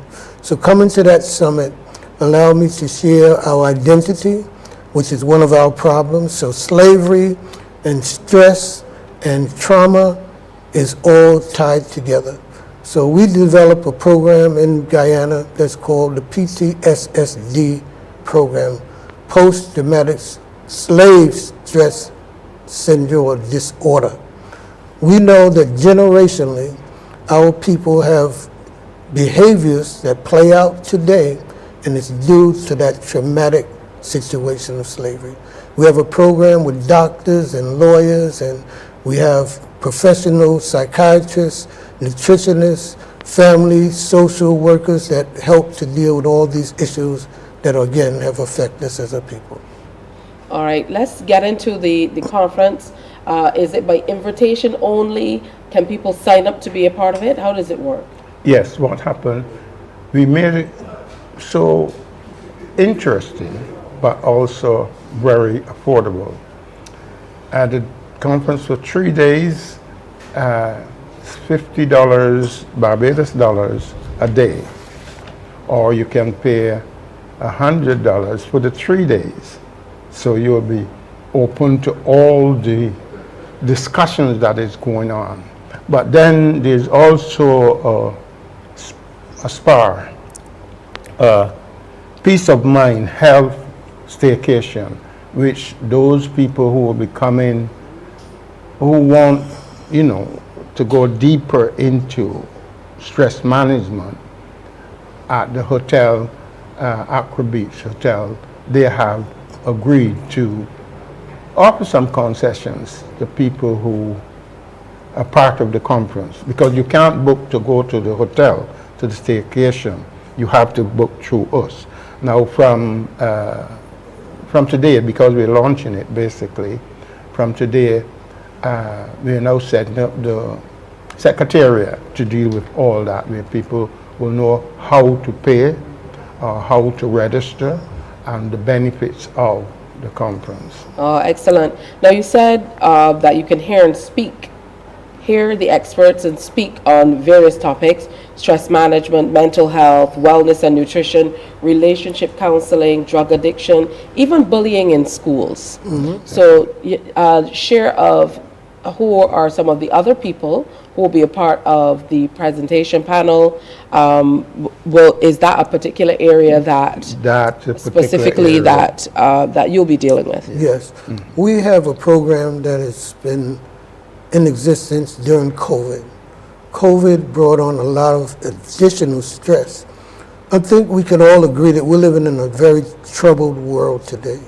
And so that mental health is becoming one of the major problems on the planet. Suicide rates have gone up as a result of the mental health that people are having all around the world. But in terms of slavery, our particular experience having melanin, and then now coming not only from the plantation, post-slavery, nothing has ever been done. If you study Dr. Joy DeGruy, she speaks about during slavery, nothing was ever done to treat any of our conditions. And they come to post-slavery, and so this conference now is bringing the idea of what can be done. The solutions have to be given to our people concerning mental health, and that's what we're bringing at this program. It's based on our program that we've already done for 3 years now, that's gone across Guyana and the region to give access to people in sociology, the sociologists, the psychiatrists, doctors, nutritionists, all these areas, family counseling, financial advisors, to help heal our people. Wow, well, it truly is interesting that you're going to mix it in this way, because usually we hear about spirituality and reparations or slavery, and it's never paired with an opportunity to de-stress. That's right. So, a very interesting mix. I want to thank you for coming in and sharing with us. Final word for you. Final word is that I've been at this now for 46 years, as I said. I got 3 books that I have written about that. Then how I was given a vision. Yes, I was given a vision on them. Then there's 5 books that are on Amazon dealing with the same matter. Yes, and then there are 2 books that will be given to each secondary school child. Yes. So that we begin to understand that the time has come for reading, digesting the information, and putting a lie to the fact that if you want to hide information from us, put it in a book. Because remember, during slavery we were forbidden from reading. Yeah. The time has come now to repair all that. And I close with this. A lot of this started in Barbados with the 1661 Barbados Slave Code Act. And Barbados, the government of Barbados is now suing the British government for $4.9 trillion for the violation of our people. All right, well, that definitely is something that I will have to verify. I certainly have not heard that before as a media practitioner, but I certainly will look into it. Okay. I want to thank you for the work that you continue to do and for bringing, kind of shining a light on things that might be on the peripheral that we don't necessarily pay as much attention to as we absolutely should. And I hope that you'll come back as you get closer and that group is set up so that we know exactly how we can register. Remember, it's going to be at the Accra Beach Hotel and Spa, Rockley, Christchurch. Beautiful, beautiful location. Tickets for the summit, 1 day $50, 3 days $100. That's a big deal. And you get to engage with experts and share from your perspective as well on stress management, mental health, wellness and nutrition, relationship counseling, drug addiction, bullying in schools, and you name it. You can email buddylarrier80@gmail.com for more information. It's the inaugural Stress Management Summit and Spa, March 30th to April 1st. So you still have a little time to be able to get in on that action. And don't forget to check out Reverend Larrier's books as well. Thank you so much, Reverend Buddy Larrier and Kohen Makael Ben Levy, for sharing with us. He's also going to be a part of what is to come. Hey, speaking of what's to come, there's still more, so stay with us. The sunshine is high in the sky, and we're loving it. Coming up next, we're going to tell you about a labor of love, a lady who is giving from the heart. Stay with us. Morning, morning, morning. Good morning. Good morning to you.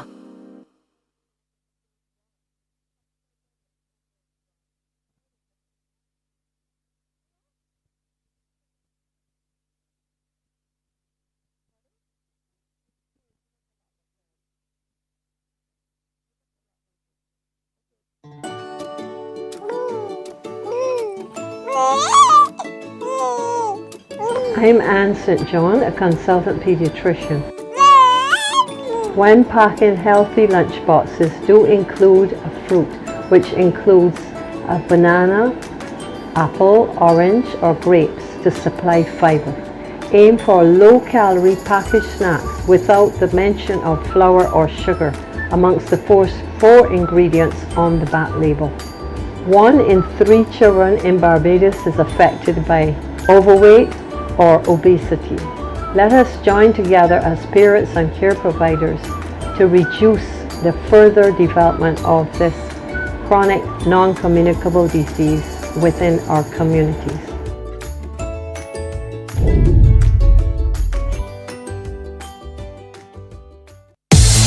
Coming soon to this station, live coverage of the Barbados Secondary Schools Athletics Championships 2024 from March 20th to 22nd. BSAC, sponsored by the Student Revolving Loan Fund and CG United.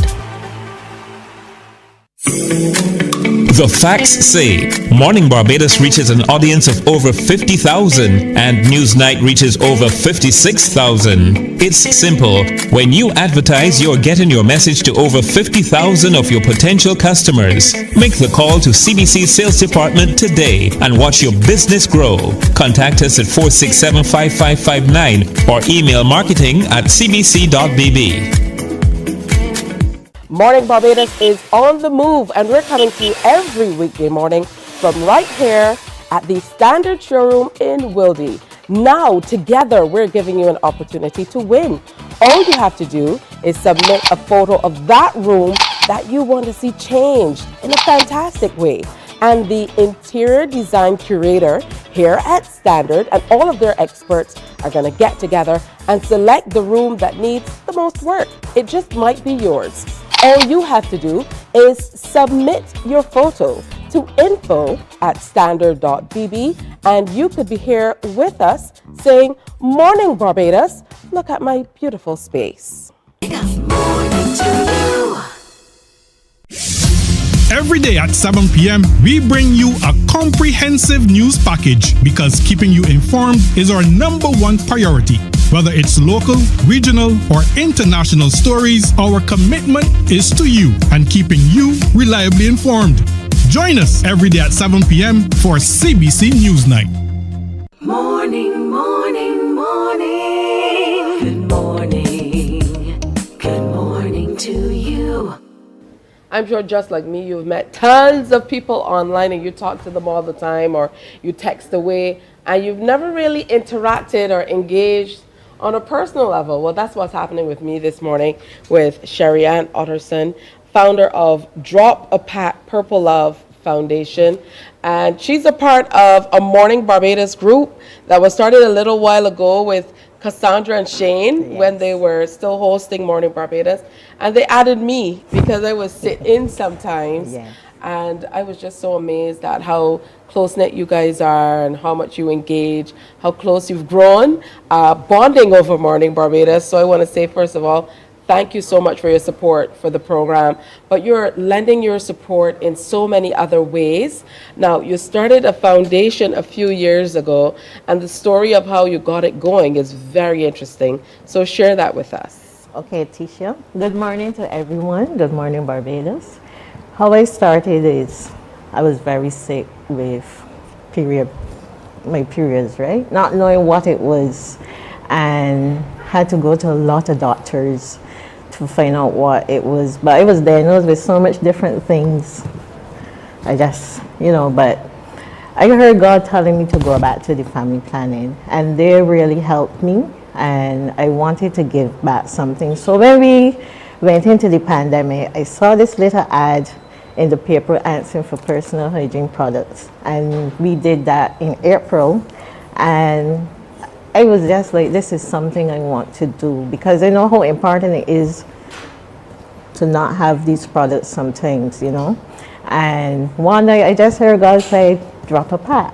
And I was like, and I got up and I wrote it down the same time. And I love purple, so I was like, drop a pat, Purple Love Foundation. And we got registered in 2021, April 30th. And we just start giving. We are young, so sometimes we are able to give and sometimes we are not. But when there is a need, my colleagues at work and my online followers, they do come together and we are able to donate. So we donate to shelters, we donate to schools, and we also donate to other charities that are in need. All right, so talk to me about what you're pulling together in these packages and why you think it's necessary, or why has it become necessary to be able to donate these specific items? As I said, I know what it is to do without, especially sanitary napkins, and that is a big problem. I know people don't like to talk about it because I was talking to a friend of mine and I told him I want to, donate to like Harrison College, and he was like, Harrison College? People in Harrison College needs those things? I said, everywhere. Just people don't like to talk about it. And when we got into the schools, I was so surprised that before I even finished what I was saying, they were like, bring them, bring them, bring them. So we know that there's a great need for personal hygiene products. There is, because I get calls a lot for these products. Tell me how you're able to pull this together, because here it is in a beautifully put together, little basket.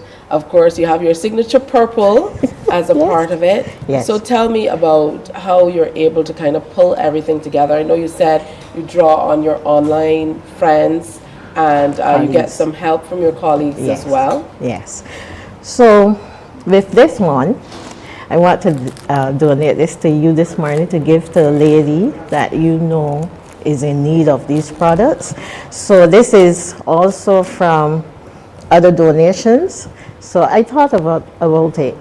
This would be a good way to give back, as we are also going to be celebrating International Women's Day this week. So I said we'll give it to you and let you donate it to a lady of your choice. But when we put these, and I forgot to mention we did one to the hospital as well. And that was like so humbling. I saw you drop that in the chat, and that's why I asked you to come and tell us more about it. I used to work at the hospital for 5 years, and I also saw the need. And the one that we donated came out from a friend of mine, a sister in Christ. So she reached out to me and said, like, before needed these kind of things, and we just pulled together. I had some donation left from December, and we pull it together and we got those 2 baskets and That's donated excellent. them. And it all ties together because the color for International Women's Day is purple. I know. How about that? Yes, So, and that's from Rangers too, because all of these are the sicknesses of women, and you know, it is so important to know that we as women be there for each other and things like that.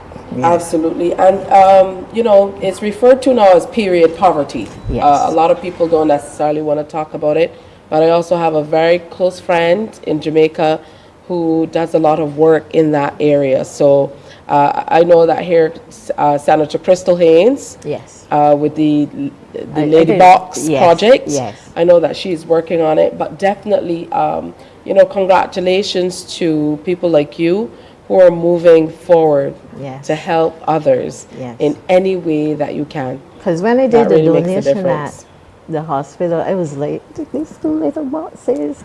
And I remember Shane said to me, don't worry about how the box Size. looks, is what is inside the box. And that really changed my, you know, outlook on Giving. no matter what you give, God can multiply it and Yes. make it so much. And I believe He will. All right, that's beautiful. We're going to tell you how you can get in and nominate maybe someone who you think is in need to get this basket. As we look toward International Women's Day, we will share that with you in the coming days. All right, we're going to take a break here. Sherry Ann Otterson, founder of Drop of Pat Purple Love Foundation. If you want to join her in this journey in helping women by providing essential items to meet their basic needs, then of course you can reach out to her and we'll share exactly how you can. Time to take a break, and when we come back, we wrap up today's program and preview what's coming up tomorrow. Morning, morning, morning. Good morning. Good morning to you.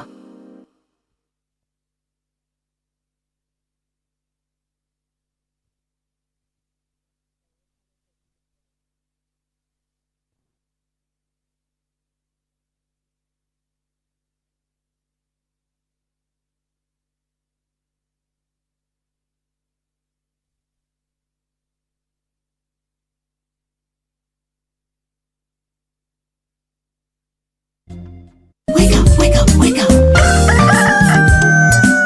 There are some things that make mornings even better. And one of those things is Morning Barbados. You'll step into your day informed, inspired, and entertained. Tune in to CBC TV 8 Monday to Friday from 6:30 to 8 a.m. for Morning Barbados. Your morning must have. Morning to you.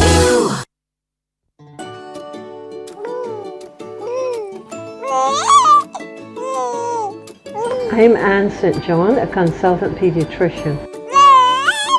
When packing healthy lunch boxes, do include a fruit, which includes a banana. Morning, morning, morning. Good morning. Good morning to you. All right, so that's it from us for today. Coming up on tomorrow's program, we're looking at the month of March as Colorectal Cancer Awareness Month, and we're going to have a colon cancer survivor come in and share his story with us. Plus, Ambassador Aquinas Clark is going to be here with us to share what's going on between Barbados and Venezuela. It's Women's Week as we continue to celebrate women and look towards International Women's Day on Friday.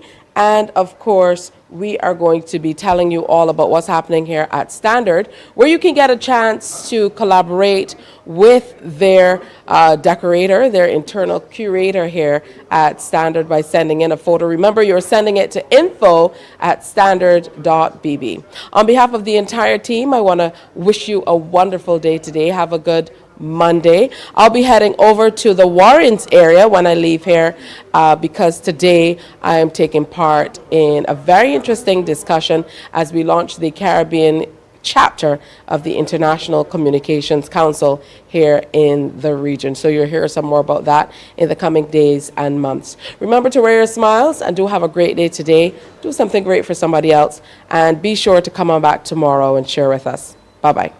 Wake up, wake up, wake up, wake up. Barbados, get up. Good morning, Barbados, good morning.